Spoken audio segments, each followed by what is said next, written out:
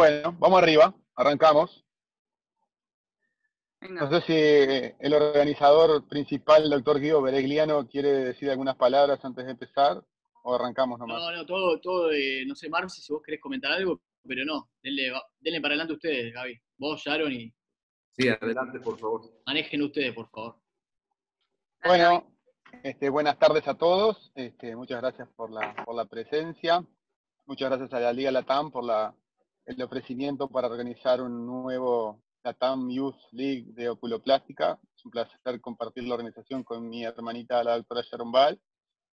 Gracias a todos los que aceptaron participar mostrando sus casos, y muchas gracias al doctor Colombo por aceptar comentarnos los casos, y al doctor Tobilla cuando se conecte se le darán las gracias.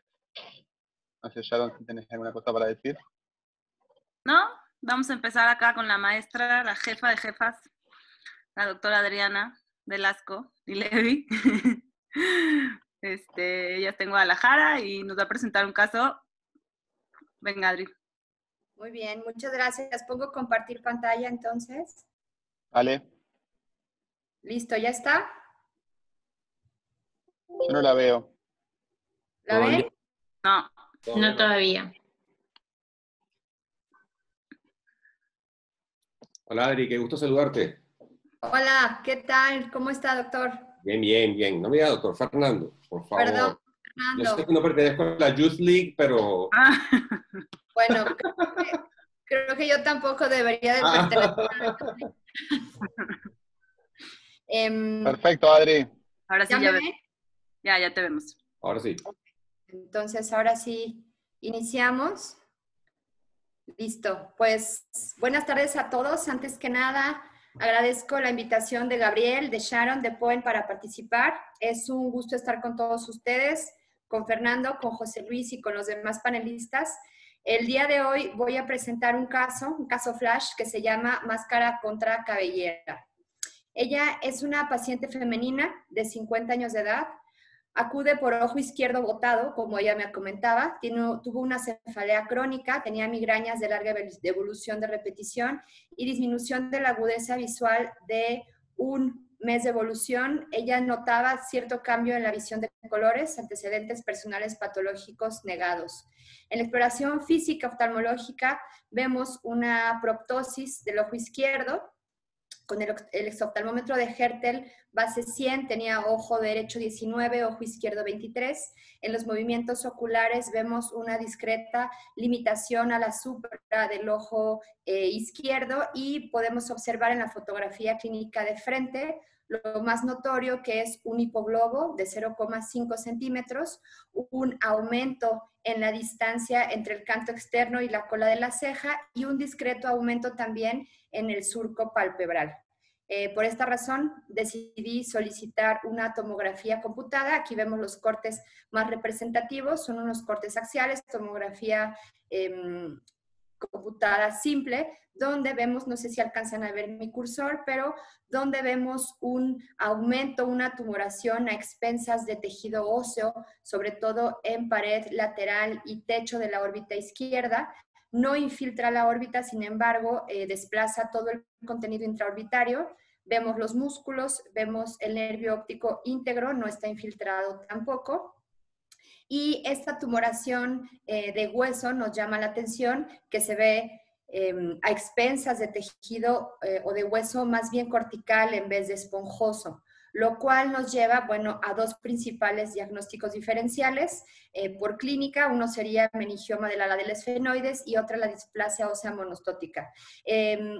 La diferencia principal de estas dos entidades en la tomografía, que es lo que nos podría llevar a un diagnóstico ya presuncional, es que en la tomografía vemos la imagen, no vemos la imagen de vidrio despulido característica de la displasia ósea. Vemos más bien un tumor que es casi por completo a expensas de tejido óseo cortical, por lo que nos quedamos de primera instancia por meningioma del ala del esfenoides. La pregunta en este caso, que es donde me gustaría que los panelistas y los demás colaboradores me ayudaran a ver ellos qué opinan, es, aquí tenemos dos opciones. Tenemos la opción 1, que puede ser realizada por un óculo plástico. Para una biopsia incisional, podemos entrar con surco, disecamos, nos vamos directo a la órbita, tomamos una biopsia y podemos ampliar el espacio de la órbita por medio de un fresado, tanto de techo como de pared lateral. Sin embargo, el retiro o la remoción de ese tumor no sería al 100%. La opción número 2, que ya no es realizada por un óculo plástico, sería más bien por un neurocirujano, es un abordaje bicoronal donde se van disecando todos los tejidos hasta el reborde orbitario y ahí retirar parte de hueso frontal para llegar a base de cráneo, a encéfalo y poder destechar la parte de la órbita, así como de pared lateral. En este caso particular, debido a la extensión del tumor, me decidí por la opción del neurocirujano.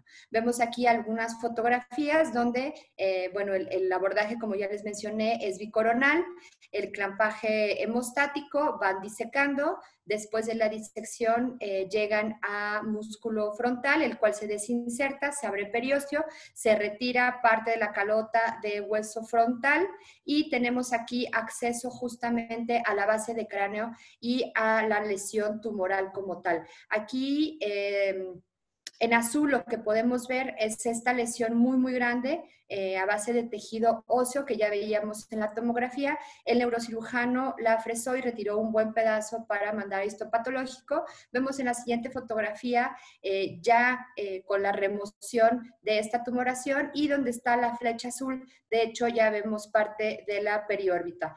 Mis 5 momentos de gloria durante la cirugía fue, además de tomar las fotos, fue cuando el neurocirujano abrió la periórbita y yo la cerré con Vicryl en 2 minutos. Esa fue mi participación durante la cirugía, pero yo igual estaba extremadamente emocionada de ver cómo las meninges latían.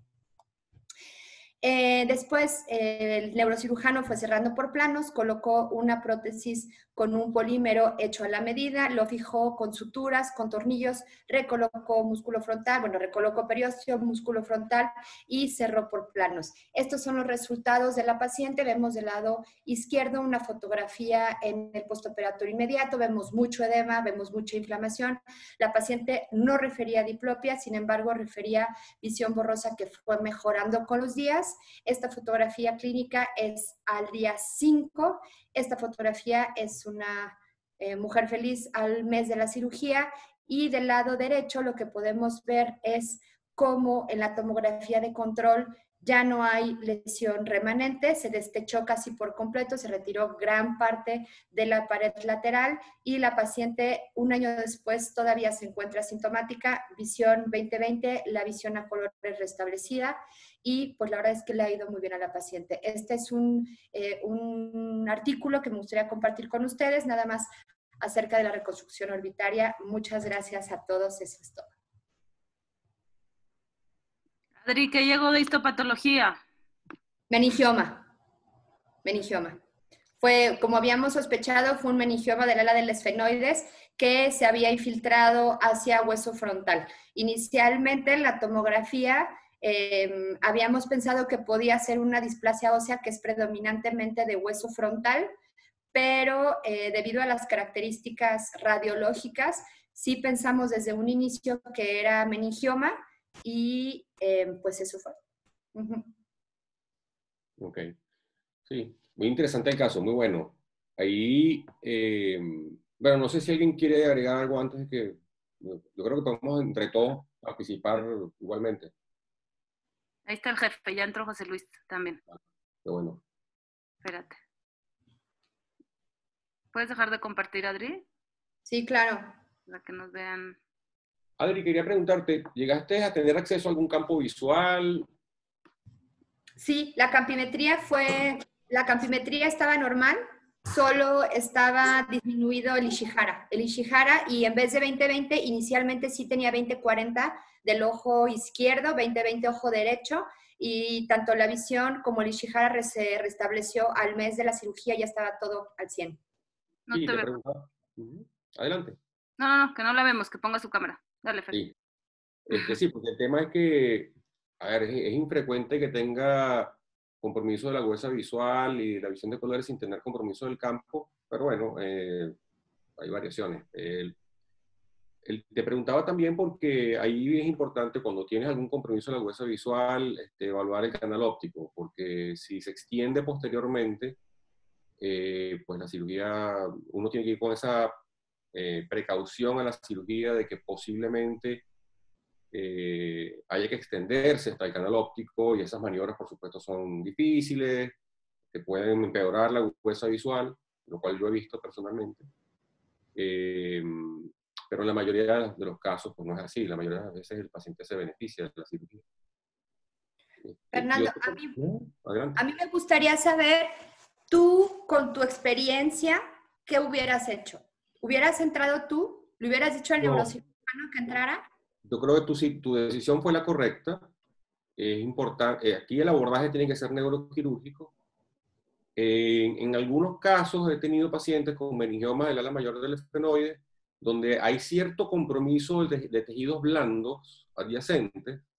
Entonces, lo que he hecho en esos casos en particular, para que el neurocirujano pueda eliminar el hueso sin temor a lesionar el recto lateral, que muchas veces está pegadito a ese compromiso de tejidos blandos, entrar yo primero, separar, dejar unos cotonoides neuroquirúrgicos separando la periórbita sana, si tengo la suerte de conservarla, o en última instancia separando los tejidos sanos y la grasa, separando el tejido enfermo, para que el neurocirujano encuentre desde afuera, con su abordaje, encuentre un límite de seguridad. Yo creo que eso es un buen dato para trabajar en equipo. Yo creo que, Adri, esa lesión tan grande, no creo que hubieras podido abarcarla completamente. Una buena decisión, sí. No, no me arrepiento de haber llamado al neurocirujano, para nada. Pero también me quedé pensando si a lo mejor era por mi falta de experiencia en la órbita, que debí de haber sido más aventurada y decir, bueno, a ver cuánto quito, a ver cuánto amplío. Antes, como tampoco teníamos diagnóstico todavía, porque no habíamos hecho ningún tipo de biopsia, siempre me quedé como con el gusanito de a lo mejor hubiera podido hacer algo menos invasivo. No, yo creo que sí. O si no, pero bueno, creo que... No, fue la decisión adecuada, porque además una cosa importante allí es que si dejas tejido residual, con el tiempo crece de nuevo. Entonces, lo hiciste muy bien. Desde la órbita no vas a poner la dura madre, no vas a hacer todo esto que y es una persona muy riesgosa, aparte. Eso te iba a comentar, Fernando, que la mayoría de casos que yo he visto y me han tocado, digamos, intervenir en dos, vuelven y salen. Vuelven y salen, vuelven y crecen, vuelven y se expanden. Y muchas veces lo que uno se queda es pendiente del campo visual muy frecuente, estarles revisando y fijar a estos pacientes en los controles, porque se les sale de las manos a uno tratar de quitar toda esa lesión. O sea, he quitado pared lateral y he tenido que llamar a una neurocirugía, quitan, el paciente mejora y la lesión vuelve y crece, vuelve y crece, vuelve y crece. Correcto. Por eso fue una decisión acertada, ¿vale? Porque hay que quitar todo. Presar un poco para expandir la órbita no es suficiente, porque va a regresar. Ok, gracias, Fernando. No, gracias. ¿Quién sigue, Beto? Muchas gracias, Adri. Seguimos con el maestro. Sigue Beto. Buenísimo.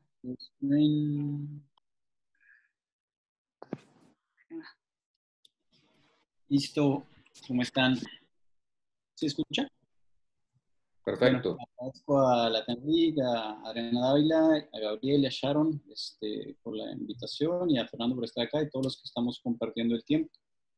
Este paciente lo vi, se me hizo interesante porque lo vi durante mi entrenamiento de fellow en México, y llegó de urgencias refiriendo que tenía una hinchazón en el párpado superior izquierdo de 4 meses de evolución.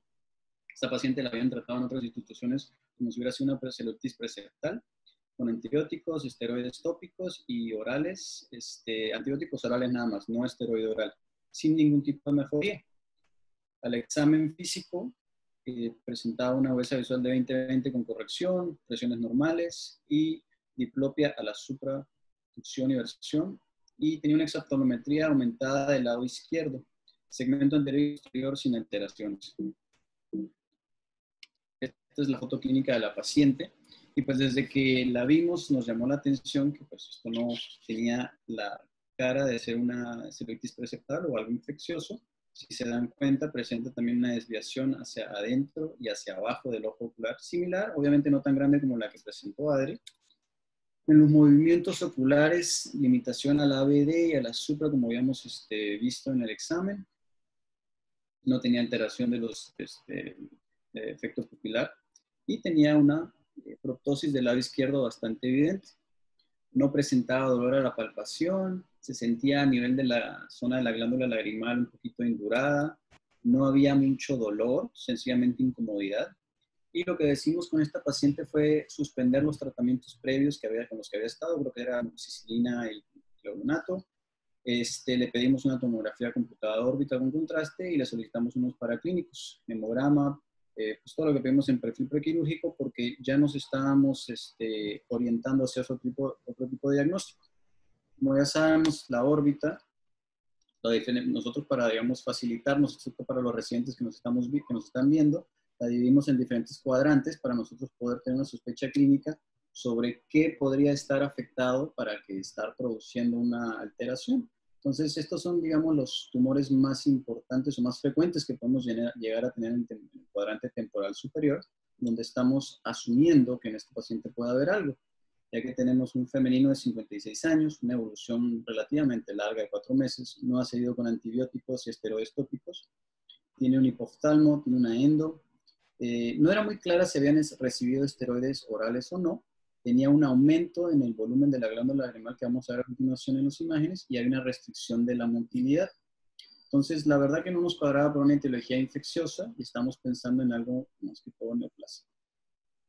Escogí las tomografías más representativas y en este corte óseo podemos ver cómo hay una lesión aquí en el cuadrante temporal superior sobre donde se debería encontrar la glándula lagrimal. Se ve aumentada esa zona, esa lesión. En este corte para tejidos blandos podemos ver cómo está también indentando la pared ocular. Aquí, alterando un poquito la intensidad, podemos ver que es redondeada, da la impresión de que estuviera haciendo una pequeña fosa a nivel del hueso y es heterogénea, si se fijan. En este corte coronal no se ve tan redondeada, pero sí se ve cómo desplaza el ojo. Es difícil encontrar en el corte coronal bien dónde se encuentran los músculos y dónde termina la lesión, pero ahorita les voy a mostrar, sí se ven sus límites bastante bien definidos en estos cortes más posteriores. Creo yo que es uno de los cortes más representativos en el cual nos utilizamos para basarnos y la verdad que ya nos estaba gustando esta lesión para hacer un tumor epitelial de la glándula lagrimal.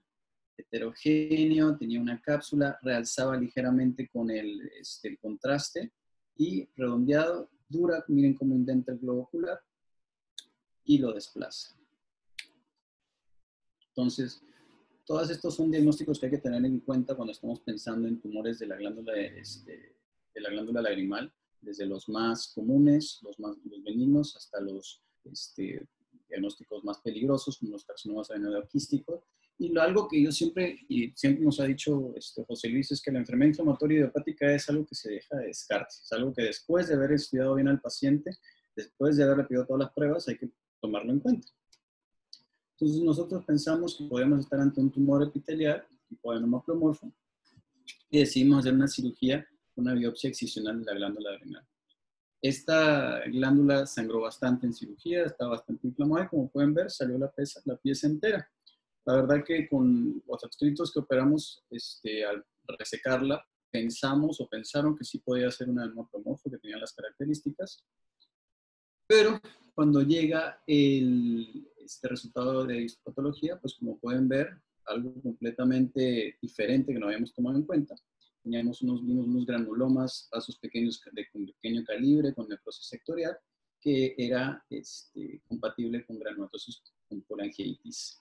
Este paciente, una vez recibimos este resultado, obviamente nos sacó de onda, llamamos al doctor Abelardo, que es excelente, confirmamos, volvió a hacer la muestra, a procesarla, nos dijo que era definitivamente bien.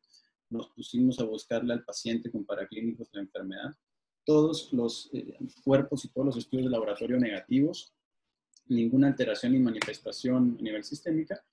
Y pues ahí fue donde empezamos a hacer rápidamente nuestra revisión, porque fue una enfermedad bastante multisistémica. Y sí hay casos reportados y hay una variedad que es la limitada. Les invito a leer estos 3 artículos, que la verdad son muy buenos. Uno es de mi alma mater, la doctora Adriana, que sacó hace poquito este año, la publicó en Orbit, en los cuales podemos ver cómo la glándula lagrimal es casi 1/3 de los casos presentados en los cuales hay queranatosis de Wegener en órbita. Entonces, es un diagnóstico que hay que tener en cuenta. Se varía entre el 15 y 20% de todos los casos con Wegener tienen manifestaciones orbitarias, y cuando tienen manifestaciones orbitarias limitadas, la mitad de estos casos no presentan laboratorios positivos, así que no es una cosa que hay que guiarnos solamente a los laboratorios. Me llamó la atención este caso, me gustó porque es una enfermedad, una variedad bastante peculiar del Wegener, y creo yo que los tumores más frecuentes que vemos, como sabemos todos, son los tumores de glándula lagrimal. Creo que es un diagnóstico que siempre hay que tener en cuenta, y pues espero que les haya gustado. Ojalá que pronto podamos compartir en los congresos como antes. No pongas esas fotos, Abdala. Muy bueno, Alberto. Muy bonito caso. Buenísimo. Excelente. ¿Ya está José por ahí? ¿Perdón? Hola a todos. Ahí está. Hola, jefe. Perdón, tuve que entrar a operar y voy saliendo. Me perdí la mitad del caso de Adri y bueno, ya vi todo el caso de Albert. Es un caso muy bueno y si me permiten nomás hacer un comentario, y siempre lo decimos, como lo dijo Alberto, al final ahora tenemos muchos métodos para poder llegar a un diagnóstico. Entonces esos diagnósticos como el pseudotumor son de exclusión, pero para poder hacer un diagnóstico tenemos que pensar en la patología, y la verdad es que yo creo que ninguno de nosotros hubiera pensado que era una granulomatosis, y esa es la importancia de hacer estudios histopatológicos a todo lo que quitamos, ¿no?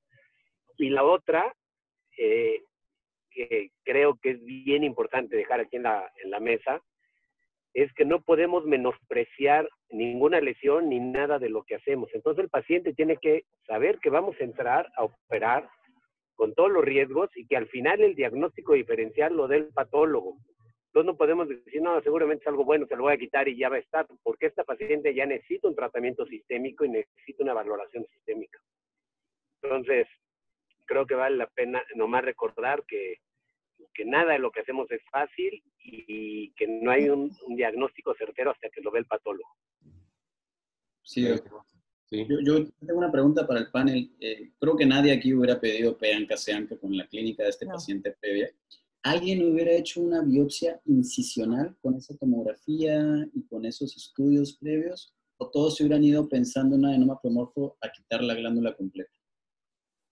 Totalmente. Yo hubiera hecho igual que tú, una biopsia excisional. Lo que pasa es que es una lesión que es muy fácil de abordar, entonces, ¿cuál es la necesidad de quitar un pedacito si es una lesión no tan grande? Y el abordaje a la glándula para nosotros es bastante sencillo, entonces, yo digo, siempre que puedas quitarlo más, aunque sospeches un linfoma, mientras más lesión puedas quitar, también para el patólogo es mucho mejor porque tiene más muestra para procesar. Un poco más. No estaba muy inclinado al granuloma pleomorfo, porque el granuloma pleomorfo es una lesión que tiene años de crecimiento y en general remodela mucho más el hueso de lo que remodelaba esa tumoración. Esa tumoración indicadores de evolución. Te perdimos, Gaby. Definidos en general los granomas pleomorfos. Estaba muy accesible.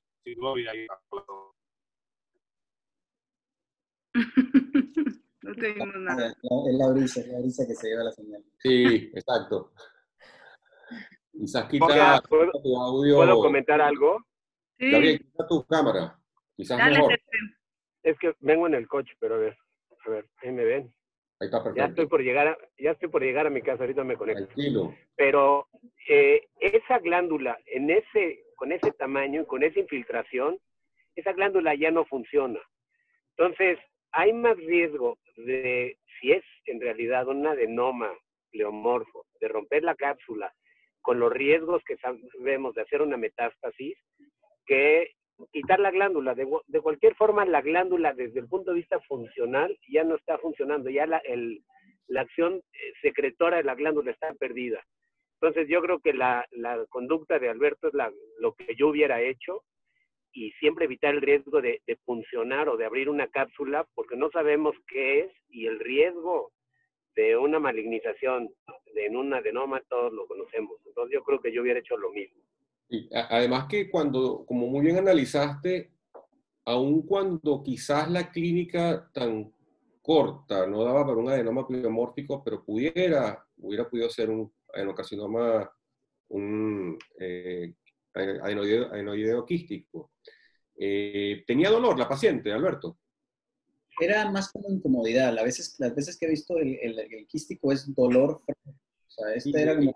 Es llamativo incluso para tratarse de una granulomatosis con poliangeitis que no tuviera dolor, ¿eh? Y estos cambios en un mes, esta distensión de la glándula lagrimal, pero bueno, son las variaciones que también nos enseñan mucho, que no todo es blanco y negro. Pero una lesión como esa, con esa deformidad inducida en el globo ocular, esta indentación del globo ocular, yo hubiera procedido a una excisión completa de la glándula. Quería preguntarte qué abordaje utilizaste. Por surco y levantamos pared lateral. ¿Alguien le hubiera dejado un ciclo de esteroides? Digo, yo creo que aquí todos somos de la escuela de biopsia incisional antes de esteroides, pero alguien le hubiera... Después de la cirugía. ¿Perdón? Sí. ¿Después de la cirugía, Alberto, o antes? No, pregunto, antes de la cirugía, si alguien le hubiera manejado. Yo no. Ni yo. Yo no. No te va a cambiar mucho y yo insisto, tenemos que saber de qué se trata. Hay gente que aboga por dar esteroides para enfermedades inflamatorias, pero todo mejora con esteroides. Yo creo que hay que sacar el diagnóstico y no te hubiera hecho nada. Hubiera mejorado quizá, con las granulomatosis mejoran con esteroides, pero no hubieras tenido el diagnóstico. ¿Le sacaste la pared lateral, Alberto? ¿Le sacaste la pared lateral para abordar el tumor o hiciste un abordaje sin remoción de pared ósea lateral? Le sacamos un pedacito y se lo volvimos a poner. Ok. Sí, yo creo, ¿sabes qué? Yo no soy muy amigo de los abordajes mínimamente invasivos. A ver, yo creo, bueno, pero eso es un tema muy largo, quizás lo podemos discutir en otro momento. Al final, si nos da tiempo. Yo también quiero discutir qué hacen cuando sacan un pedazo de hueso. ¿Todos lo fijan? Ese lo sacamos, pero pues, no lo fijamos. Es que te juro, nosotros venimos de una escuela en donde lo volvemos a poner, cierras el periósteo y solito se pega. O sea, nunca he puesto placas, nunca he puesto tornillos y hemos quitado una sutura, una pequeña osteotomía. Ni siquiera, te lo juro, claro, que cierras el periósteo con la periórbita, con el hueso en su lugar, y en la cicatrización lo fija y nunca ni siquiera he palpado movilidad. Sí, la verdad que hemos hecho muchas. En Canadá a veces abríamos y con la Kerrison mordíamos un poquito el reborde, sacábamos y ya cerrábamos el periósteo y como si nada. Para tener acceso agradable, ¿no? Porque es que también estoy de acuerdo que incisiones pequeñas, grandes complicaciones. Cuando yo empecé la residencia, que fue hace muchos años, no tantos como el Fercho, pero ya muchos años, cuando quitábamos el hueso le hacíamos unos agujeros y le poníamos unos alambres como para fijarlo. Y ese era un tema, porque para la gente cuando viaja, pasa por los aparatos para detectar metales, siempre suenan. Por supuesto, no hay forma de repetirles resonancia magnética. Y yo creo que lo que hacemos con lo que dice Sharon funciona bastante bien. El hueso se vuelve a poner y genera un callo óseo similar al que generan las fracturas. Y la verdad es que yo no me acuerdo que se haya desplazado alguno. Excelente. Muy bien. Pues muchas gracias a todos. Muchas gracias, Beto. Muy bonito caso. Muy bueno. Con Agus, ¿no? ¿Sigue Agustina, Gaby? Sí. Bueno, y comparto la pantalla. ¿Ahí se ve o no? Perfecto, Agus. Bueno, bárbaro. Bueno, mientras espero que sea grande, yo me formé en el Hospital Churruca, primero hice mi residencia, después hice el fellow en el Hospital Italiano, ambos hospitales les tengo muchísimo cariño y agradecimiento, y bueno, estoy un poco representando a la SAO joven argentina acá. Bueno, le agradezco a Gabriel la invitación, él me dijo que exponga un caso que a mí me parece interesante, la verdad que es un caso que no tengo resuelto todavía, así que me interesaría saber si ustedes sospechan lo mismo que yo y harían lo mismo que yo voy a plantear. Bueno, es un paciente, también lo voy a presentar un poco como yo lo fui viendo, que quizás no es la forma más ordenada, pero bueno, así me entienden mi forma de pensar. Es un paciente masculino de 70 años, es un ex deportista, único antecedente importante, una fractura de nariz, sano en general, que vino con una consulta inespecífica de pesadez, picazón, y a lo último me deslizó una visión borrosa cuando él hacía ejercicio. Bueno, yo le traté la blefaritis, la superficie ocular, y le corregí un pequeño astigmatismo que tenía, creyendo que muchas veces los pacientes dicen visión borrosa o visión doble, y es un problema de anteojos. Cuando vino el control, todos los síntomas inespecíficos habían mejorado, pero la visión doble persistía. Entonces hice ahí un examen más exhaustivo, realmente no tengo fotos de ese momento, pero no detecté ninguna asimetría facial. Sí le hice un test de vidrio rojo, donde vi que tenía una diplopía binocular vertical, que era intermitente, a los poquitos segundos fusionaba, así que bueno, ahí decidí pedirle un Hess Lancaster. Y acá quizás creo que me equivoqué, pedí una resonancia magnética, porque sospechaba que podía ser algo microvascular o algo que él ya tenía de antes y lo estaba notando ahora, esta diplopía, entonces pedí una resonancia para no irradiarlo, tenía una obra social que se lo cubre, y bueno, esta es la imagen, no es perfecta, pero bueno, acá lo que podemos ver es una atelectasia del seno maxilar, ¿sí? Una hipoplasia del seno maxilar izquierdo, una lateralización del contenido nasal, y no podemos evaluar también la parte ósea. Sin embargo, en estos cortes sagitales, si se fijan, esta línea es igual en las dos imágenes, y no llega hasta los bordes del lado orbitario izquierdo, ¿sí? Hay como un pequeño aumento del diámetro cefalocaudal de la órbita izquierda.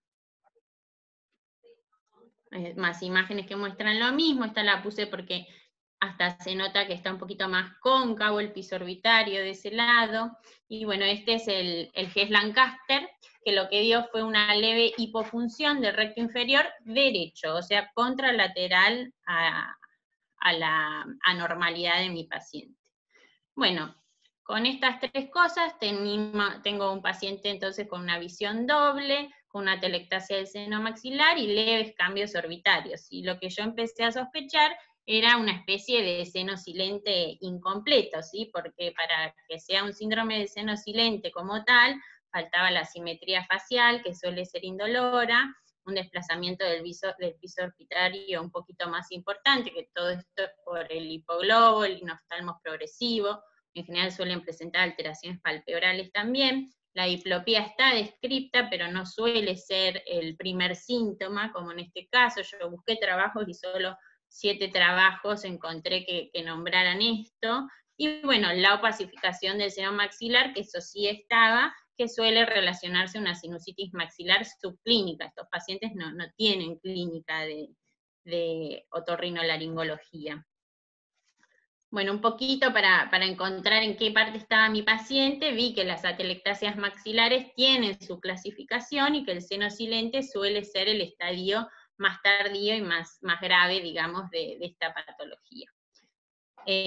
Para recordar cómo es la anatomía endonasal y por qué se produce este síndrome, nosotros tenemos el complejo, la unión osteomiatal, que está formada por el seno maxilar, el infundíbulo, las bullas etmoidales, el proceso uncinado, el hiato semilunar y el meato medio, ¿sí? Todo esto permite que la secreción mucociliar del seno maxilar drene en el meato medio.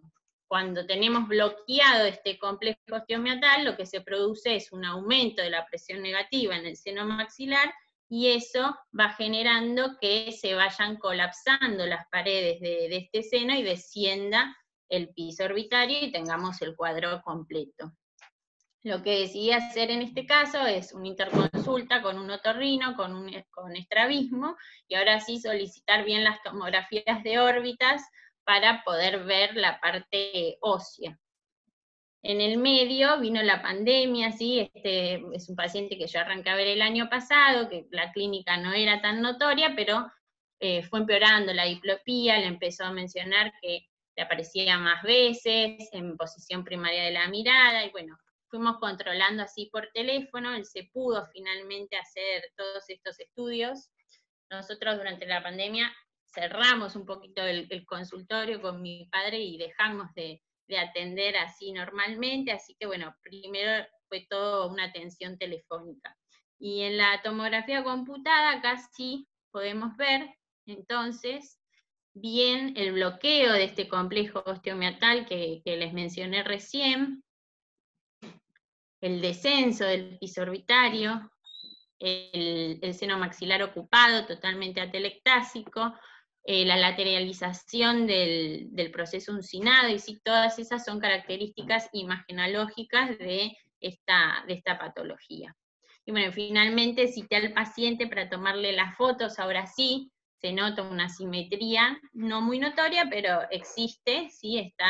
Tiene un hipoglobio, tiene el sulcus más marcado, más profundizado, tiene un enoftalmos de 2 milímetros, otra imagen para mostrar, no sé si se llega a apreciar que el sulcus está más profundo, y bueno, si bien todo ya cerraba mejor, me quedaba la duda de por qué tenía esta hipofunción del recto inferior del ojo contralateral, del ojo derecho.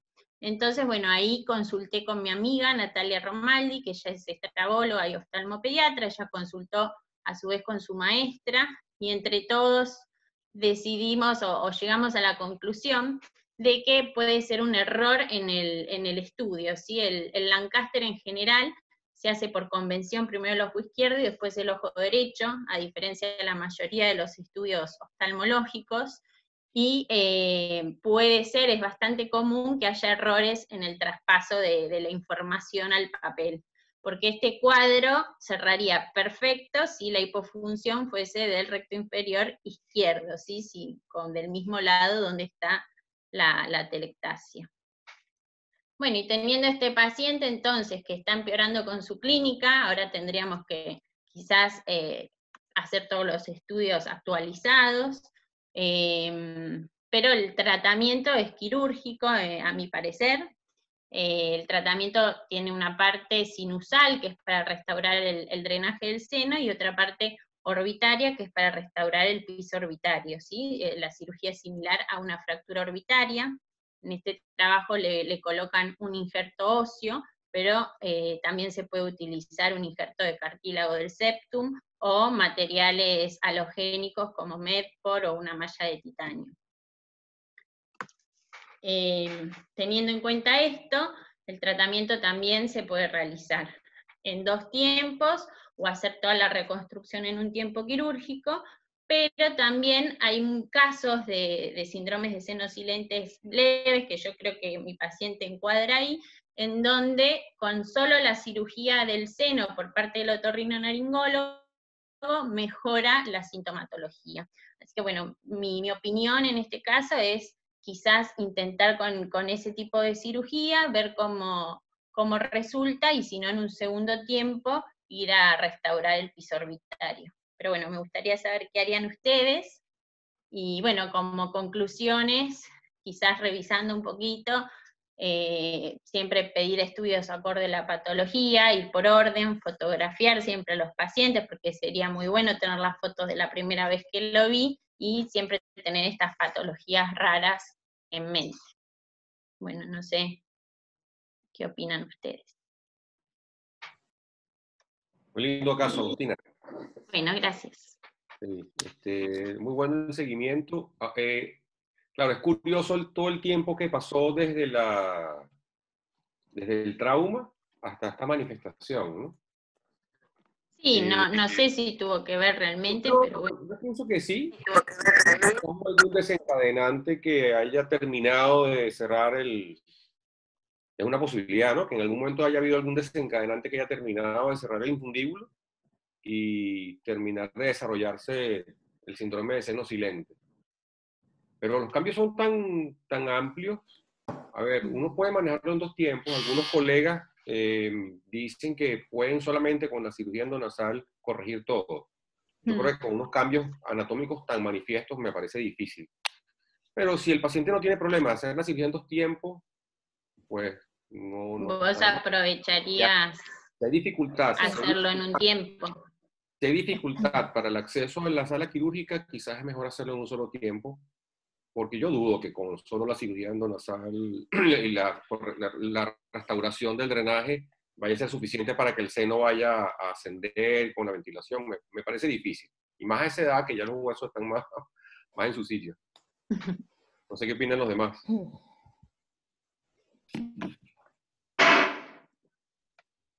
¿Qué opinan ustedes? Hola, ya estoy en mi caso ahora sí. Excelente.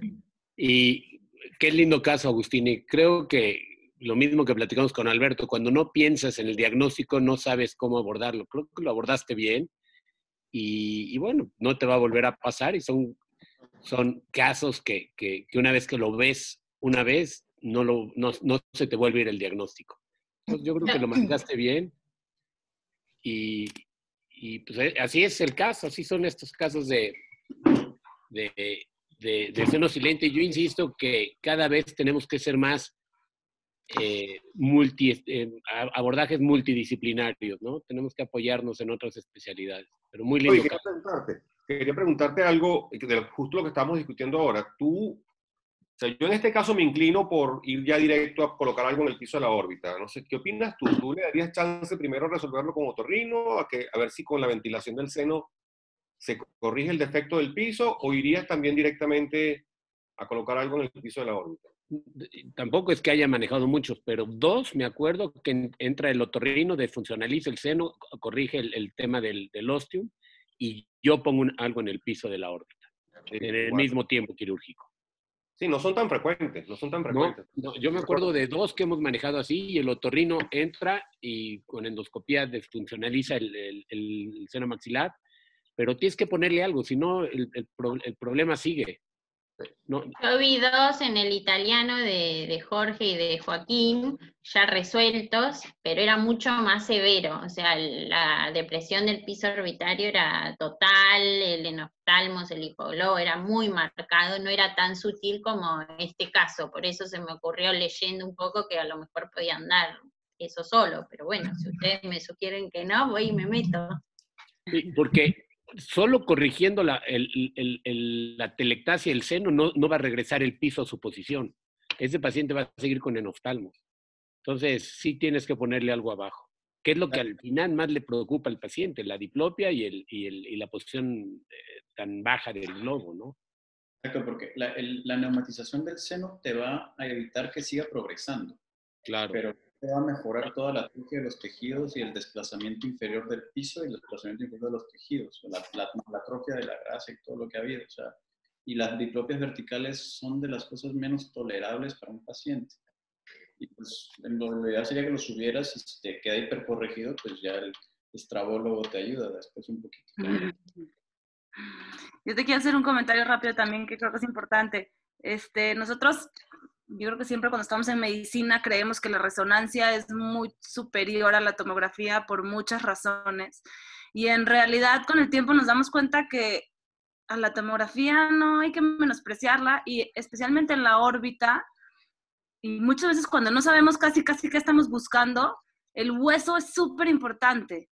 Y por más de que la resonancia a veces nos arroje información muy importante, a nivel orbitario, el hueso siempre es importante hasta para saber cómo se comporta una lesión blanda.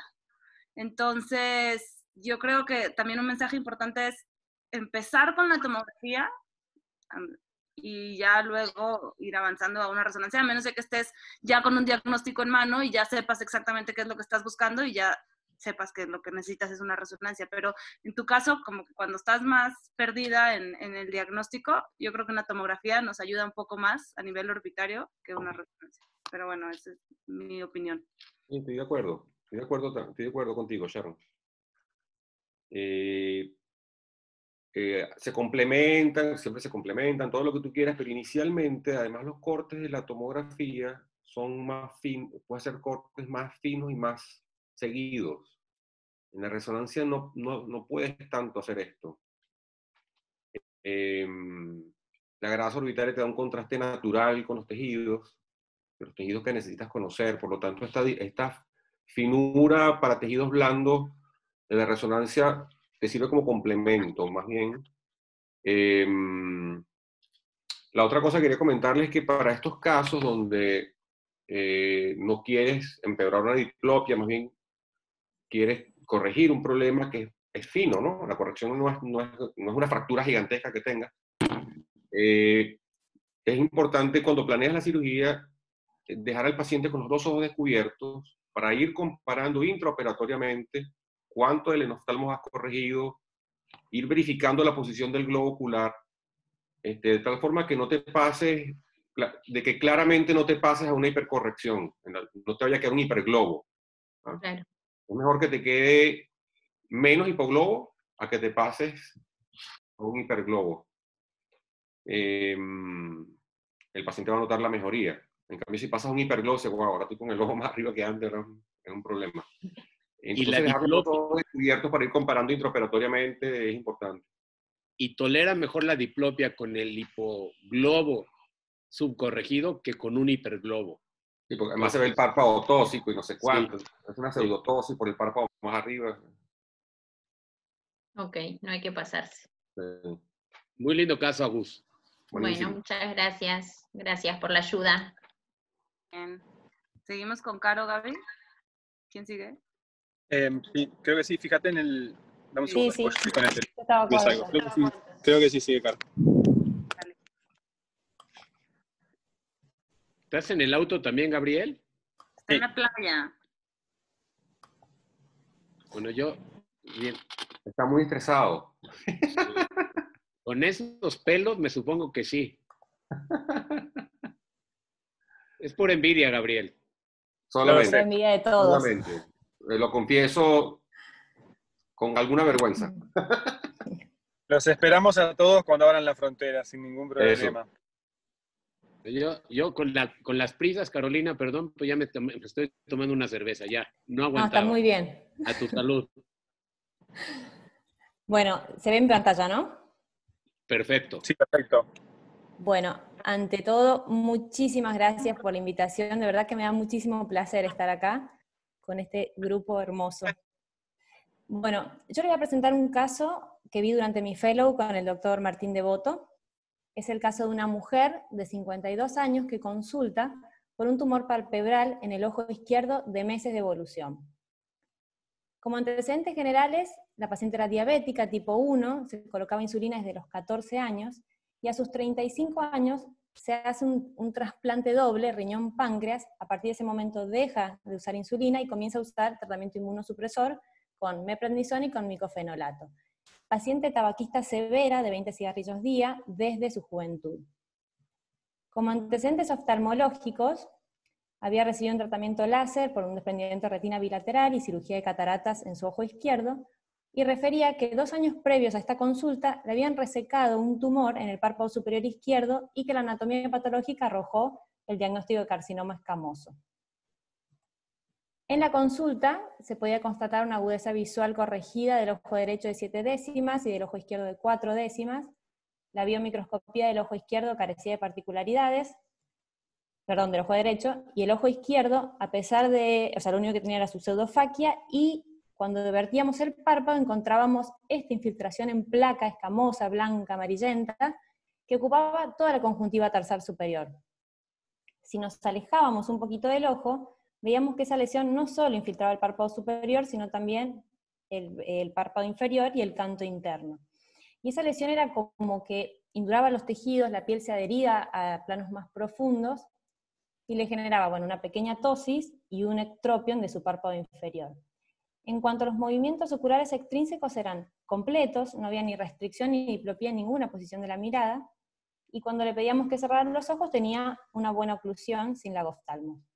A la palpación de los ganglios no observábamos ninguna adenomegalia, y en la evaluación de la sensibilidad periocular estaba perfecta, no tenía ni hiper ni hipoestesia.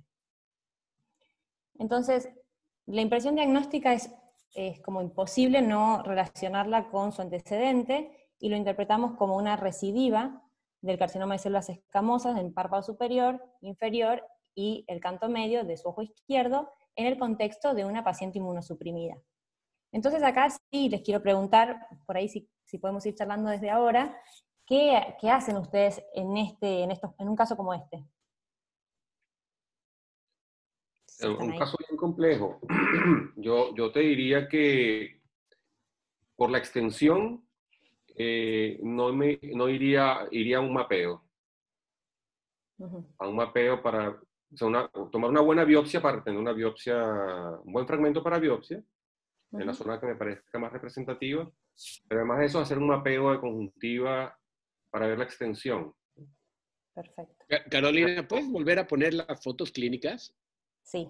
Porfa. Ese es bien importante. Y a ver la anterior, la del párpado vertido.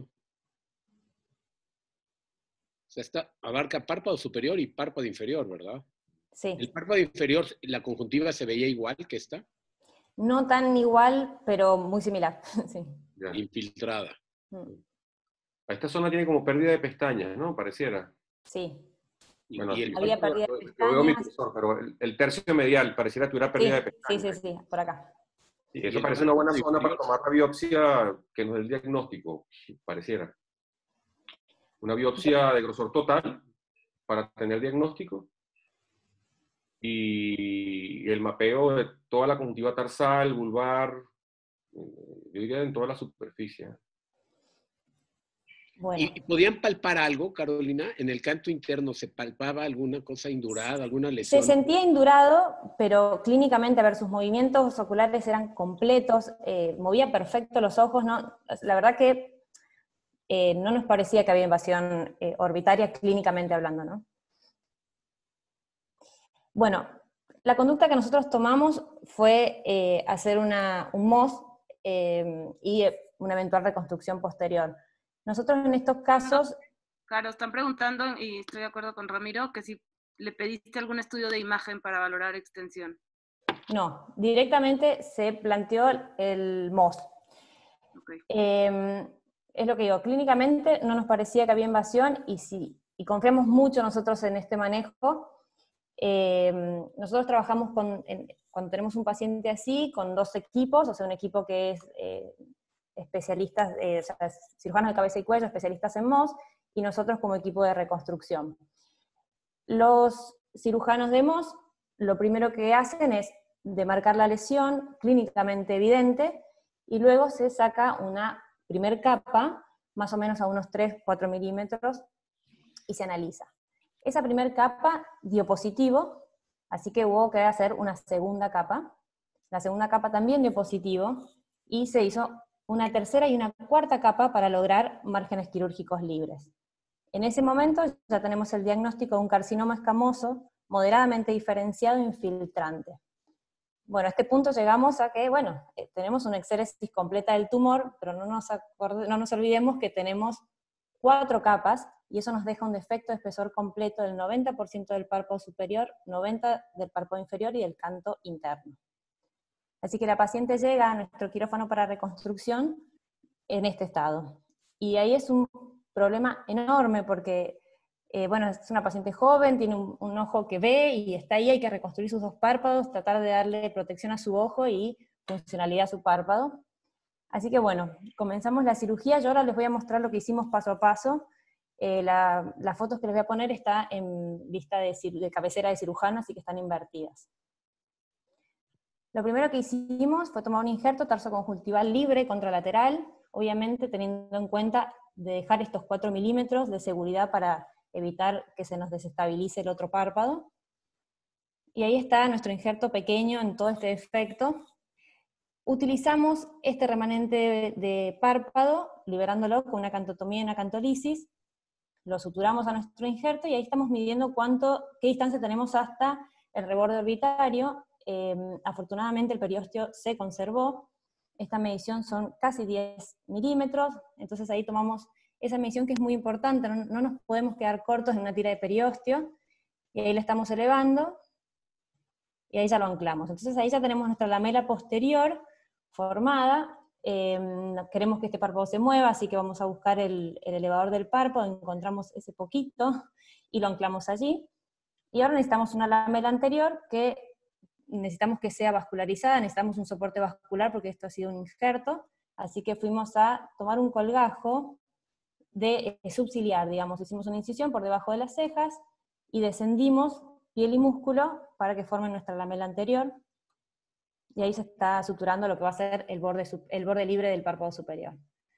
Y después ocuparse del párpado inferior, que teníamos también este pequeño remanente de tejido, y en él solamente ocupamos el margen y lo que es la lamela posterior. Hicimos una incisión por debajo de las pestañas, una cantotomía y una cantolisis, y lo avanzamos hasta la tira de periósteo. El objetivo de esto era darle conjuntiva que esté en contacto con la córnea, y después todo el resto del defecto lo reparamos con un colgajo de mejilla bien generoso, liberándolo hasta que pudiésemos avanzarlo y rotarlo sin tensión.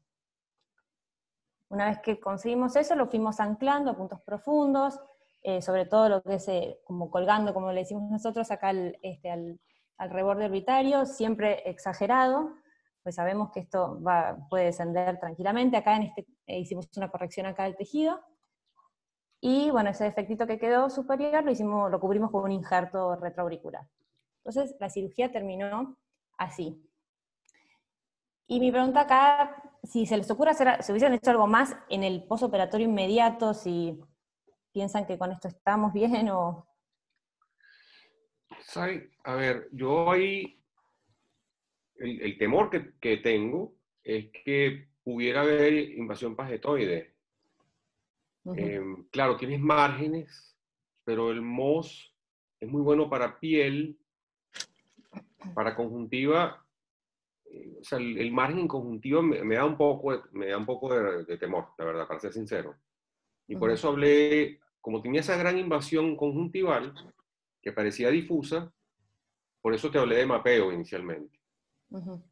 Porque si tienes toda la conjuntiva tomada, bueno, ahí la decisión es mucho más difícil. Claro. Eso para comentarte sobre la única observación que haría. Bien. Bueno, nosotros nos quedamos, no tenía invasión perineural, nos sentimos muy seguros con este MOS. Y sí, lo que nos daba mucho temor era que si los tejidos iban a vivir, si esos colgajos y esos injertos iban a aguantar en el contexto de una paciente que estaba quista severa, que toma corticoides hace 17 años y una diabetes de base. Entonces, al doctor Devoto se le ocurrió pensar en cámara hiperbárica, basándonos en la acción de hiperoxigenación que tiene, que aumenta el transporte y la difusión de oxígeno a las células, que aumenta la proliferación de fibroblastos, y sobre todo la angiogénesis, que es lo que queremos en este caso. Primera vez que lo usábamos, le pedimos a la paciente que hiciera 6 sesiones, las comenzó más o menos a las 36 horas, y a la semana estaba así. La realidad que los tejidos están muy vitales, el injerto y los colgajos se los ve con muy buen color, nada de isquemia. Excelente.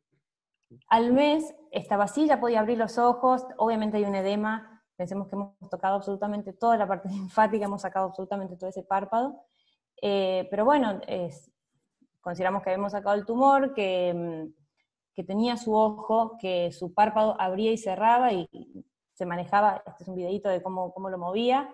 Obvio que hay algo estético que hay que corregirlo. A los 10 meses se hizo una pequeña resección de ese tejido redundante, y esta foto es a la semana de esa resección. Y bueno, esta es la última foto que tenemos de ella.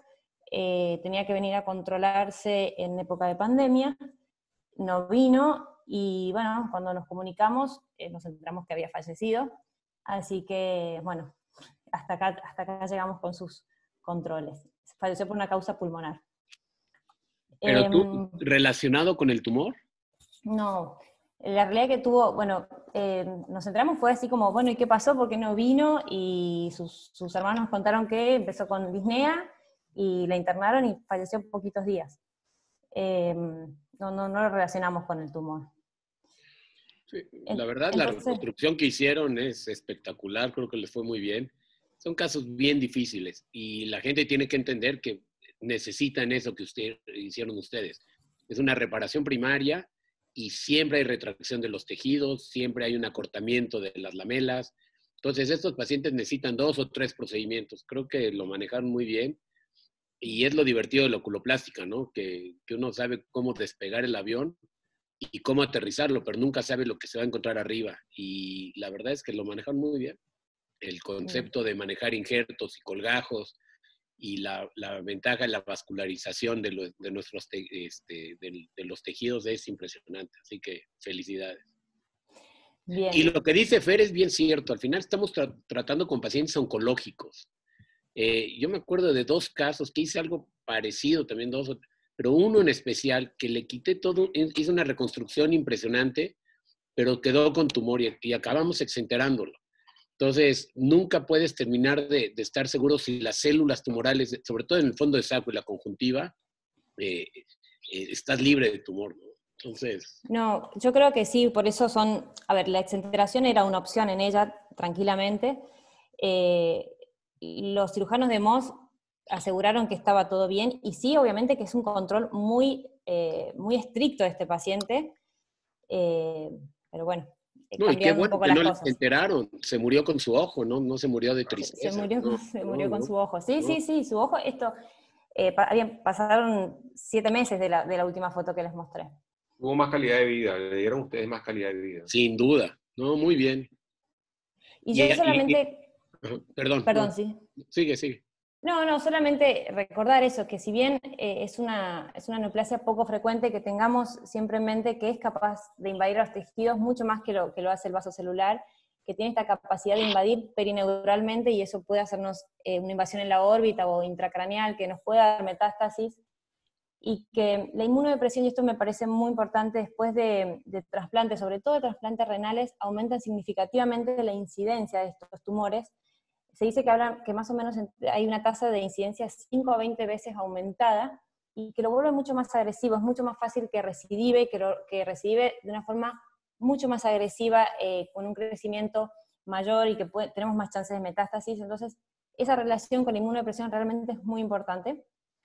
Que obviamente los tratamientos los tenemos que individualizar en estos casos, según el tumor. En este caso teníamos un tumor que era en un área periocular, que ya lo vuelve un tumor más grave, con compromiso de ambos párpados, una recidiva, en el contexto de un paciente que fuma y que esté inmunodeprimido. Entonces, consideramos que la mejor opción siempre es controlar los márgenes en el intraoperatorio. Nosotros particularmente lo hacemos con Moss, y que creemos que esa es la mejor opción. Y de la oxigenoterapia, solo nombrar que obviamente que no es una indicación para todos los colgajos y los injertos, pero sí que lo podemos tener en mente para usar en posquirúrgicos, en aquellas cirugías donde hemos usado colgajos o injertos grandes y donde los pacientes tienen un compromiso vascular que nos da miedo, y esto nos puede aumentar la sobrevida de los tejidos. Así que bueno, esta foto se la regalo de la cordillera de los Andes desde San Juan, la provincia donde nací. Muy linda presentación, espectacular tu caso. Quería pedirte un favor, ¿puedes mostrar la foto preoperatoria que tiene, pero donde salen los 2 ojos? Sí.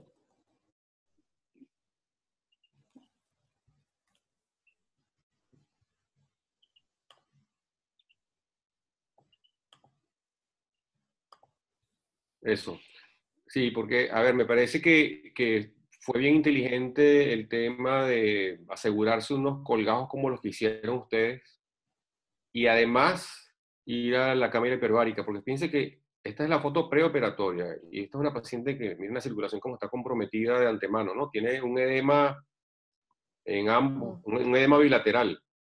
Y esto es prequirúrgico.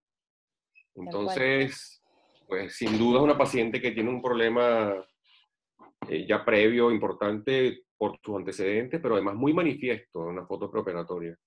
Entonces, qué interesante haber considerado esa opción. De verdad que los felicito.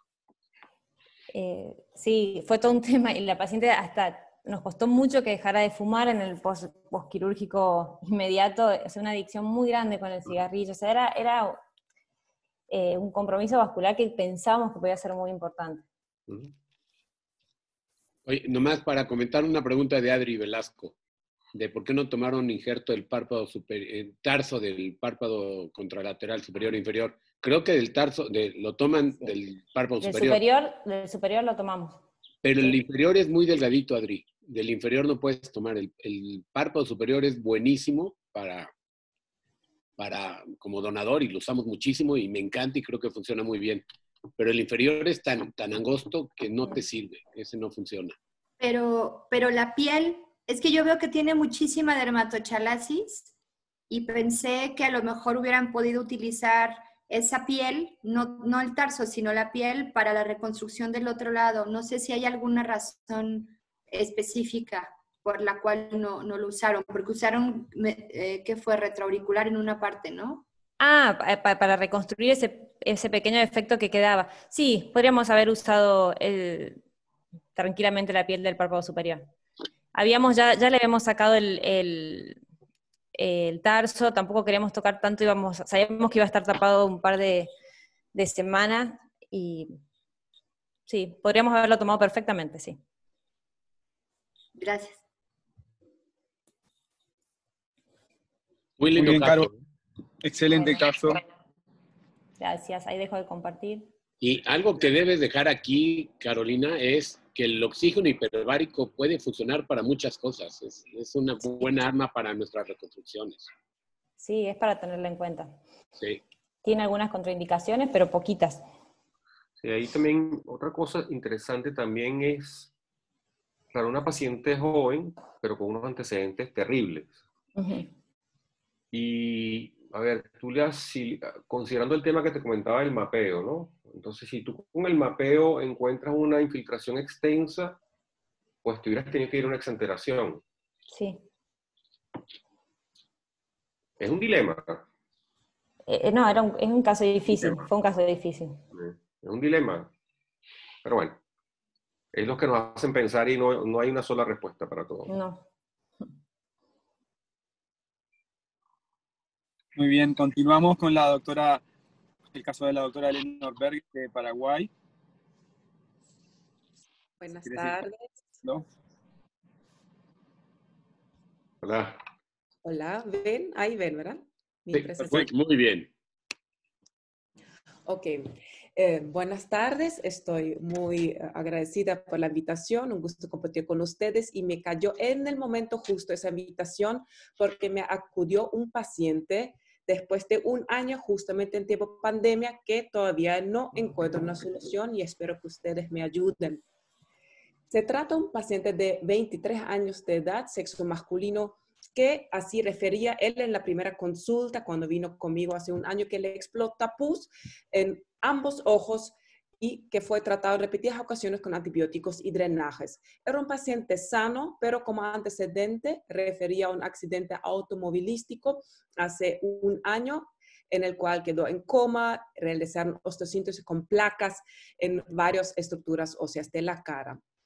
A la ectoscopía observábamos una hendidura, o sea, un frontal muy hendido, también el puente nasal está afectado, una laterorrhea hacia la derecha y una exoftalometría que no es confiable porque tenía pues afección de varias fracturas en la cara, pero en el ojo derecho unos 4 milímetros, en el ojo izquierdo unos 9 milímetros con un enoftalmo severo en ambos ojos. En la biomicroscopía, el ojo derecho era ciego, madriasis reactiva, una subluxación del cristalino, una endotropia y tenía un DR. El ojo izquierdo tenía buena visión, llegaba con 20/20 con pinhole y lo único que llamaba la atención era la limitación en las lateroversiones de ese ojo. El resto estaba todo ok. Lo que sí también llama la atención en los anexos, que el punto lagrimal inferior del ojo derecho estaba totalmente cerrado y en el ojo izquierdo estaba estenosado, pero se podía canalizar. Los puntos lagrimales superiores estaban conservados en ambos ojos. Él ya trajo hace un año una tomografía en la que observamos en la imagen A, esos puntos rojos localizan los materiales de osteosíntesis y observamos un desvío del tabique nasal y fractura. En la imagen B ven que inclusive las fosas nasales derechas y izquierdas están comunicadas y que hay un material hiperdenso en la región del saco lagrimal inferior y medial en la órbita. En la imagen C vemos que están fracturadas todas las paredes de la órbita, la medial, la inferior, la lateral, y en la imagen abajo en el corte coronal ustedes ven que inclusive el techo orbitario estaba fracturado. En los cortes axiales, solamente para llamar la atención en la imagen B, que observamos que en la región del saco lagrimal encontramos fracturas, o sea, fragmentos óseos. En el corte sagital, solamente para recalcar otra vez la fractura también del piso y la región del saco lagrimal está ocupado. La reconstrucción en 3D muestra todos los materiales de osteosíntesis que le habían realizado ya en el Instituto de Emergencias Médicas, donde fue atendido en primera instancia. Entonces, teniendo todos estos diagnósticos del trauma orbitario y facial severo, la fractura de desvío del tabique nasal, fractura del hueso frontal y el ojo derecho ciego, realmente no puedo yo hablar acá de una obstrucción de la vía lagrimal, sino más bien de una destrucción de la vía lagrimal.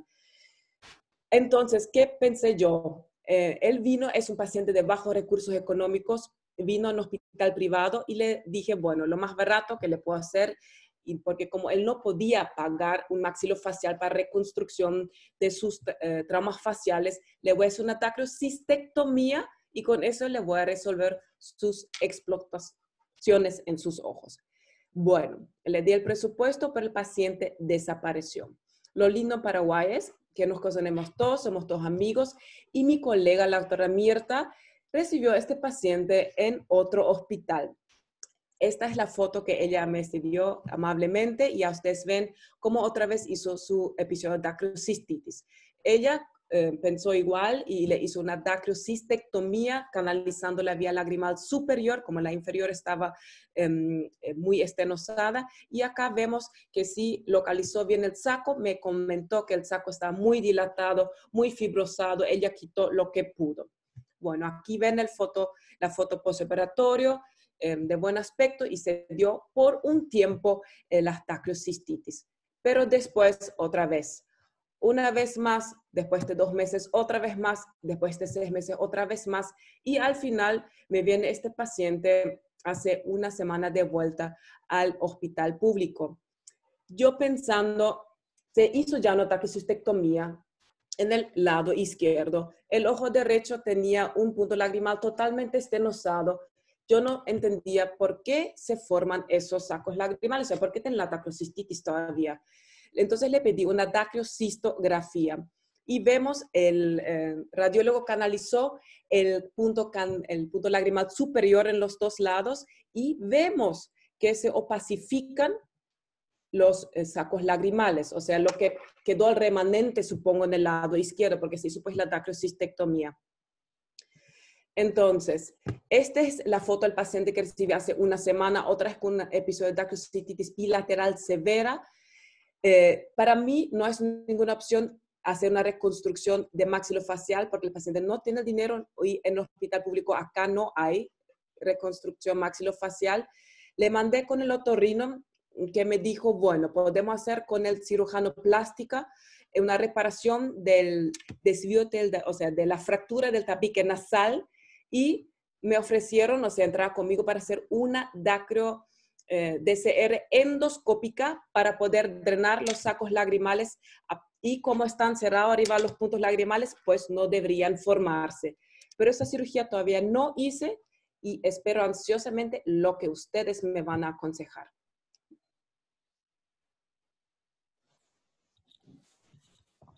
Sí, una pregunta. ¿Sabes si la dacriocistectomía que se intentó hacer fue con anestesia local o con anestesia general? Ay, no lo sé. Eso no pregunté. Pero la pregunta va relacionada con Fer. Todavía tiene saco lagrimal. O sea, el problema es que todavía está infectando porque todavía tiene saco lagrimal. Voy a eso. Es posible, José, que hayan tratado de hacer la dacriocistectomía con anestesia local y con todo el trauma previo y un saco súper dilatado no hayan podido hacer una extirpación completa. Porque la conducta de Mirta era la correcta, había que quitar el saco. Sí. Pero obviamente todavía tiene remanente de saco y está produciendo material purulento, todavía tiene secreción. Estoy tratando de buscar la explicación de por qué quedó un remanente de saco grande. Es posible que haya sido por eso. Si fue con a ver, la mayoría de las dacriocistectomías yo las hago con anestesia local, pero en un paciente traumatizado sabemos que la difusión de la anestesia es más difícil y además con un saco tan dilatado, pues va a tener que ir muy posterior a buscar los remanentes de saco y a lo mejor tenía molestia, tenía dolor. Y eso puede haber limitado la extirpación completa. Impedido.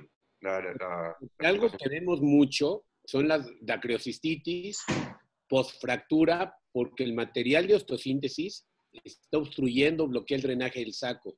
¿Tiene placas ahí en esa zona? Sí, le muestro un poquito. Me pareció cuando le enseñaste que en esa zona no hay, pero yo buscaría, yo casi seguro te puedo asegurar que le pusieron algún material alguna malla ahí, que es lo que está obstruyendo el drenaje del saco. Sí, muy buena observación, José. Ahí vale la pena retirar todo eso porque también puede ser un reservorio de bacterias. Sí. No haría ningún intento de cirugía reconstructiva, me enfocaría solamente en la vía lagrimal, eliminando esto de material de osteosíntesis. Y claro, tenemos un tema muy importante que tú resaltaste, que es el tema de limitación económica.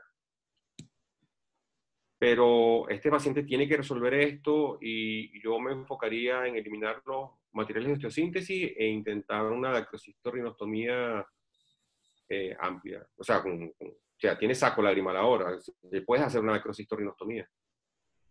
Pero le haría endoscópica, ¿no? A ver, haría una cirugía funcional endonasal que la necesita porque puede comprometer el resultado final, porque la cavidad nasal izquierda está bien estrecha. Pero, a ver, hacer la endoscópica, yo creo que sí, es que tienes que retirar el material de osteosíntesis, ¿no?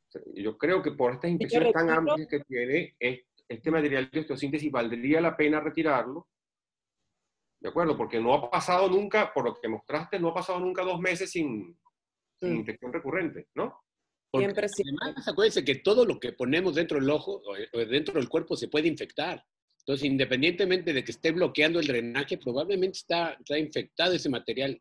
Y con mucha frecuencia, de verdad, es bien común que pacientes traumatizados hagan dacriocistitis y más que por el mismo trauma, por el material que ponemos de osteosíntesis. Y también me llama la atención en una de las fotos clínicas que colocaste que no parecía una dacriocistitis. O sea, la zona del absceso estaba muy, muy lateral. Muy lateral, sí.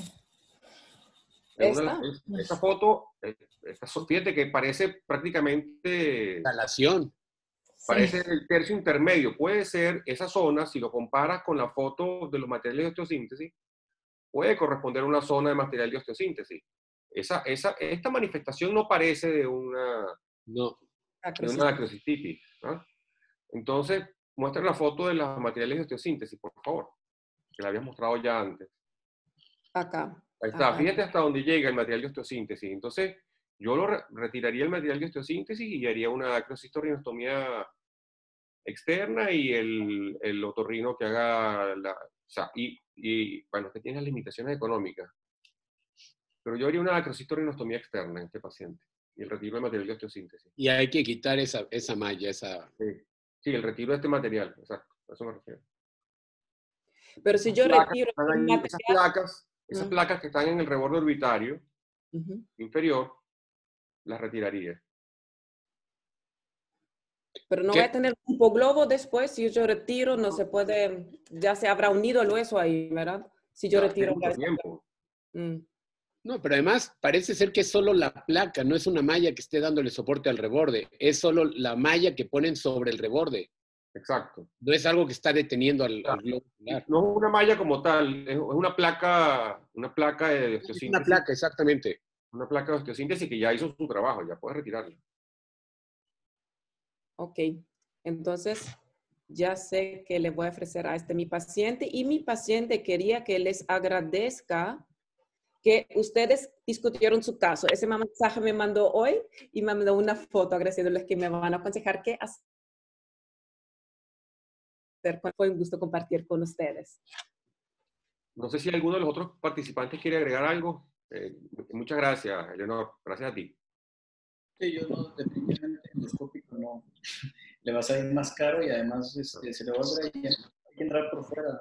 Una incisión hasta de pronto tipo Lynch para revisar bien y extenderlo, como dice, subsidiar para ver qué onda con esa placa. Ese edema que hace es muy medial, o sea, muy medial del párpado inferior. Muy raro. Sí. O sea, está lejos de esa foto del absceso estaba lejos del... Fíjate que aquí nuevamente en esta foto parece que el punto que va a drenar en el lado izquierdo está lateral a la pupila. Está muy lejos del saco lagrimal. Entonces la observación de José Luis es totalmente... O sea, hay que retirar el material. ¿Han hecho cultivo de la secreción de la infección que hace? ¿Qué tipo de microorganismo es? No, nunca hemos hecho cultivo, no, porque él se fue siempre con diferentes cirujanos. Yo le drené una vez, se fue a drenar con diferentes médicos y realmente no tengo conocimiento que le hayan cultivado, pero lo voy a hacer la próxima. Oye, y otra cosa que también vale la pena es que de parte de todos nosotros le des las gracias a él que nos dejó comentar su caso, porque todos aprendemos. Al final, los avances de la medicina dependen que los pacientes nos dejen estudiarlos. Así que, muchas gracias. Le voy a decir eso. Gracias.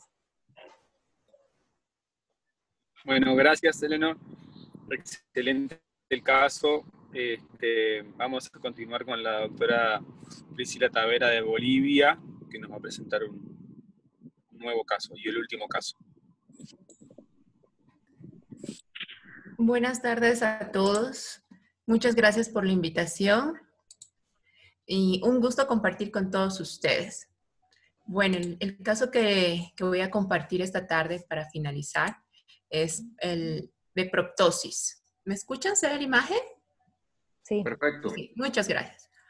Bueno, les comparto el caso. Es una niña de 10 años de edad que acudió a la consulta de un oftalmólogo general por ojo rojo crónico. Refiere que la madre notaba que el ojo izquierdo iba siendo más grande con antecedente de este cuadro de más o menos 4 meses. Si se fijan la imagen, pues no es la ideal, el oftalmólogo me la mandó así, sin antecedentes patológicos de importancia, pero sí podemos ver que hay un cambio a nivel del pliegue palpebral y aparenta un aumento de la hendidura, ¿cierto? Bueno, no tenía movimientos oculares alterados, las pupilas estaban isocóricas. A la exoftalmometría tenía un valor de 14 y en el ojo izquierdo 17. La agudeza visual era 20/100 en ambos ojos, con corrección llegaba a 20/40. La biomicroscopía no tenía alteración, la presión era de 12 y al fondo de ojo presentaba nervios ópticos sin alteración y cambios de coloración.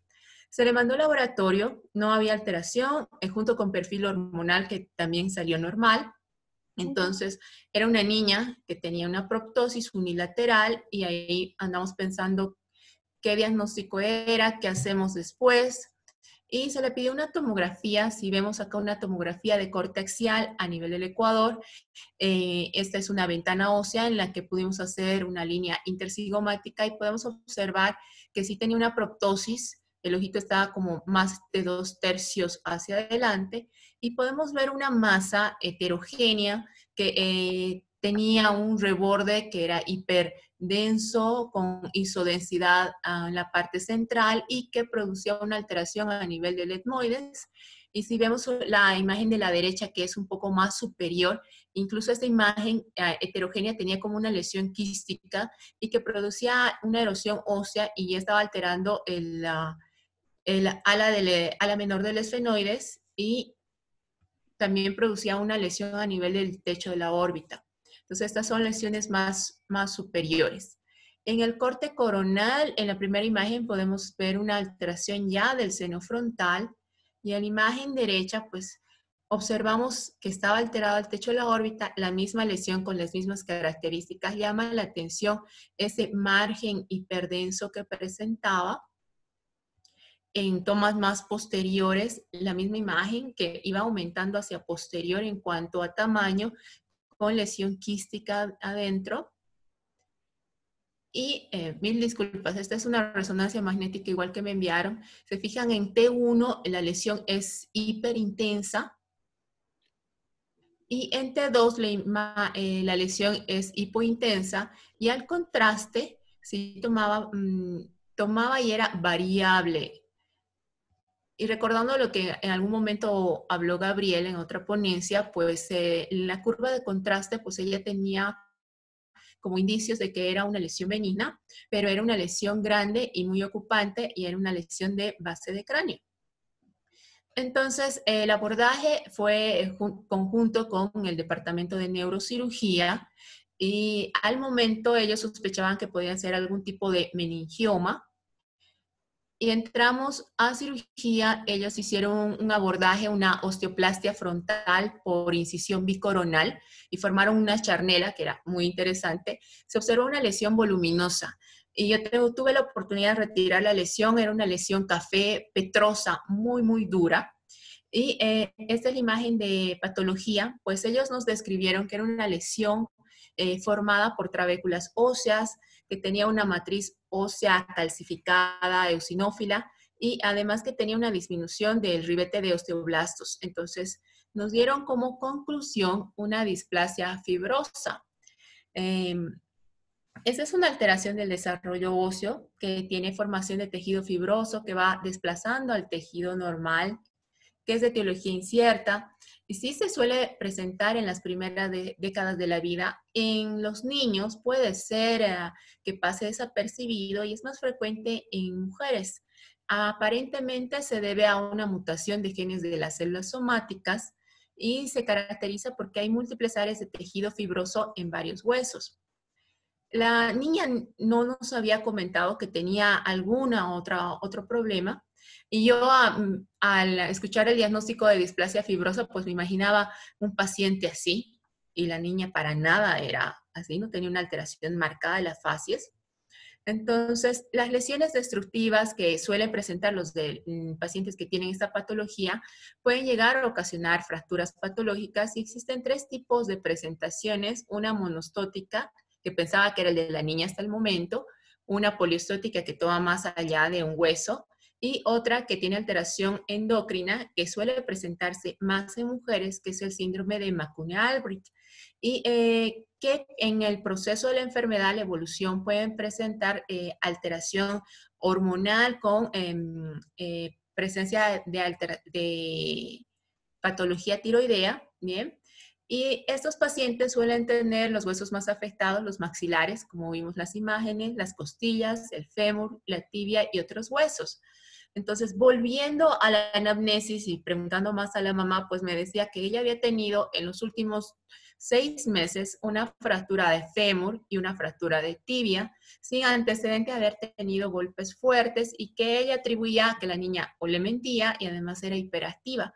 Eso no lo supimos en un principio al abordar a la paciente. Entonces, este caso me dejó de aprendizaje, pues que siempre debemos resaltar la clínica. La verdad es que me hubiera gustado tener unas imágenes mucho más adecuadas para respaldar mi clínica y la anamnesis.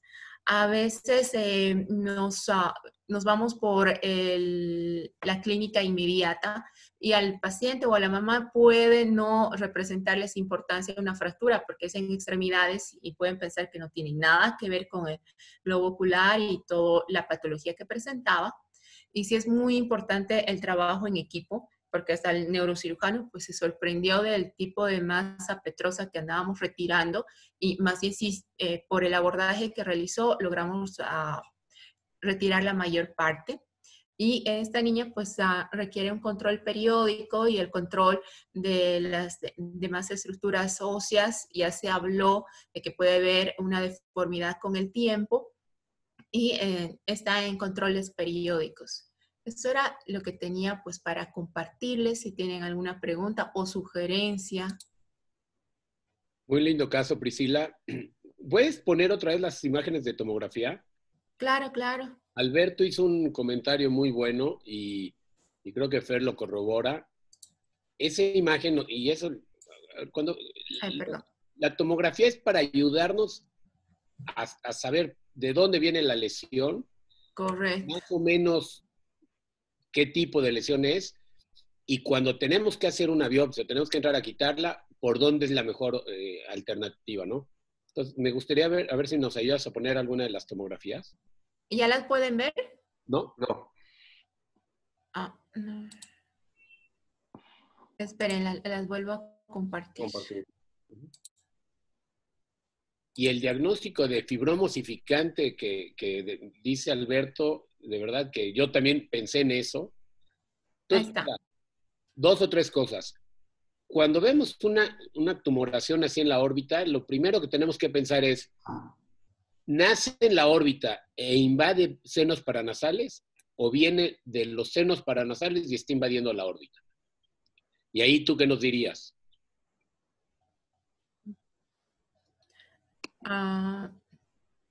Que es una lesión que nace en la órbita. Que nace en los senos paranasales. De hecho, fíjate, incluso ya hay destrucción del septum, ya está invadiendo parte de las celillas etmoidales. Ay, perdón, mi perro. Incluso ya invade parte de las celillas etmoidales contralaterales. Y la extensión que tiene, esta es una lesión expansiva, está creciendo del hueso y esto lo platicamos, nosotros tenemos un radiólogo con el que tratamos mucho y nos dice, esta es una de esas lesiones expansivas, no está lisando el hueso, fíjate cómo está creciendo de la matriz del hueso y está expandiendo el mismo hueso y ha invadido la órbita. Afortunadamente llegó contigo por el proceso ocular, que es lo primero que notan los pacientes. Correcto. La otra cosa que es bien importante es,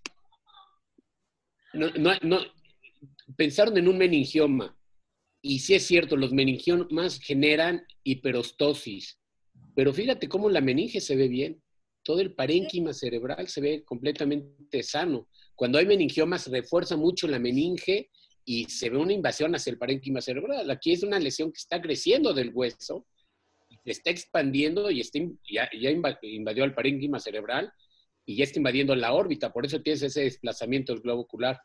Entonces, son datos que te orientan a saber para dónde ir, ¿no?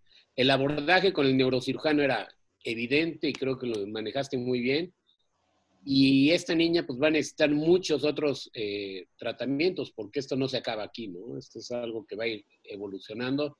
Tristemente ya ha tenido lesiones en otros órganos y pues malo para ella porque está muy, muy chiquita y va a necesitar muchos otros tratamientos.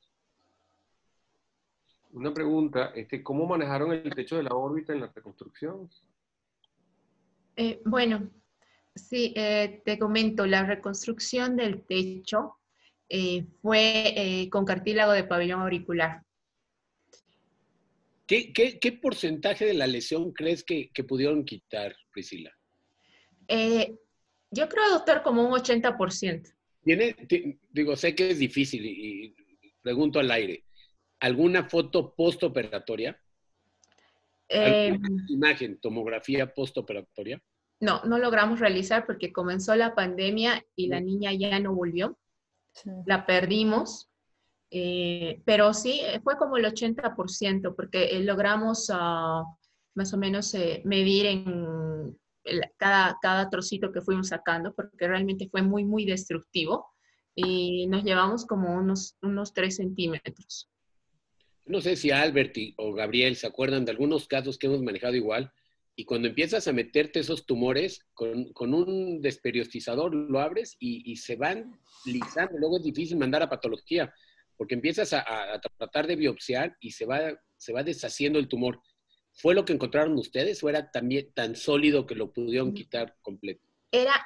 una lesión petrosa, era café y dura, era muy, muy dura. Que hicimos en el fellow, José Luis, se iba por el aspirador. ¿Te acuerdas? Sí. Y lo empezábamos a tratar de sacar y con el aspirador todo el material se iba para adentro, se lisaba el tejido. Sí, da miedo en el techo, ¿no? Porque en cualquier momento no sabes hasta dónde. Sí. Claro. Y lo malo de estas lesiones es que recidivan. Correcto. El grave problema es que recidivan y quizá lo que va a necesitar es un abordaje neuroquirúrgico mucho más grande y tratar de quitar lo más que pueda. No tenía sintomatología neurológica, porque ya está invadiendo el parénquima, no le dolía la cabeza o alguna otra cosa. No tenía sintomatología neurológica. Fue incluso por el ojo rojo, ni siquiera por el que estaba con la proptosis. A la mamá secundariamente le llamó la atención la proptosis. Y sí, perdón que insista, ¿viste esa imagen cómo la meninge no se ve reforzada? Desde la tomografía yo creo que te daba la idea que no era un meningioma, que era una lesión expansiva del hueso y puede ser cualquier cosa, ¿no? Desde un antecedente traumático, algún quiste de óseo neurosmático, todas las patologías que puede haber del hueso. Pero es una lesión que está creciendo el hueso y está expandiendo, está involucrando la esponjosa del hueso, lo está expandiendo, y lo primero que le tienes que decir al paciente es una lesión que está creciendo en la nariz y ya invadió la órbita. Y es lo primero que le preocupa a la gente. Y la segunda cosa que te van a preguntar es, ¿me voy a morir de esto? Entonces, pues no, se ve benigno, el problema es todas las complicaciones que le va a dar, ¿no? Correcto. La morbilidad. Sí. Excelente. Gabriel, todos tú. Caso, Priscila. Muchas gracias. Gracias por todo. a ustedes. Muchas gracias a todos. Tuvimos la oportunidad de juntar representantes de 9 países en 10 personas. Tenemos a Fernando que nos duplica las nacionalidades, pero bueno. En un sábado y en un hermoso sábado, con un 25 nudos sur acá en Uruguay, que está hermoso para estar haciendo otra cosa que un webinar. Pero fue un gusto verlos a todos, vernos de nuevo, siempre con ganas de juntarnos nuevamente en persona. Muchas gracias Marcelo, Pedro, Guido, Manuel, por la oportunidad que nos brindan junto a POE en Bolivia de hacer este tipo de experiencias, de juntarnos y charlar un rato. Nuevamente, gracias a todos por estar presentes. Gracias a la audiencia que se conectaron también. Fuimos más de 50, 60 en algún momento de la charla. Y bueno, nada, un gusto verlos como siempre. Felicitaciones a todos por los casos, muy buenos casos. Igualmente. Sí, muy bien presentados, muy bien documentados, muy bien explorados sus pacientes, muy bien, la verdad, muy lindo. Mi única recomendación es que esto no lo hagamos el sábado a las 2, 3 de la tarde en México, 5 de la tarde de sus países. De acuerdo. Gabriel, quítate esa chamarra y vete al mar. Ya, mira. Ahí la tienes al mar. Qué envidia. Acá está lloviendo, nublado, pero muy contentos. Y un gustazo verlos. Y un abrazo. Gracias por invitarme, Gabriel, Albert. Un abrazo a todos. Verlos y de verdad muy buenas sus pláticas. Excelentes presentaciones. Muchas gracias. Que termine de disfrutar el sábado y muchas gracias por todo. Muchas gracias a todos. Gracias a todos, a nombre de la TAM también. Fernando, José Luis, Diana, Alberto, gracias por todo. Gabriel y Sharon, que fueron nuestros coordinadores, a nombre de la TAM Ophthalmology League, pues les agradecemos un montón. Y agradecemos también al Laboratorio POE en Bolivia, ¿no? Nuevamente, gracias y nos vemos en el siguiente Oculoplástica Latam. Abrazo. Adiós. Saludos a todos, muchas gracias. Hasta luego. Chao, chao.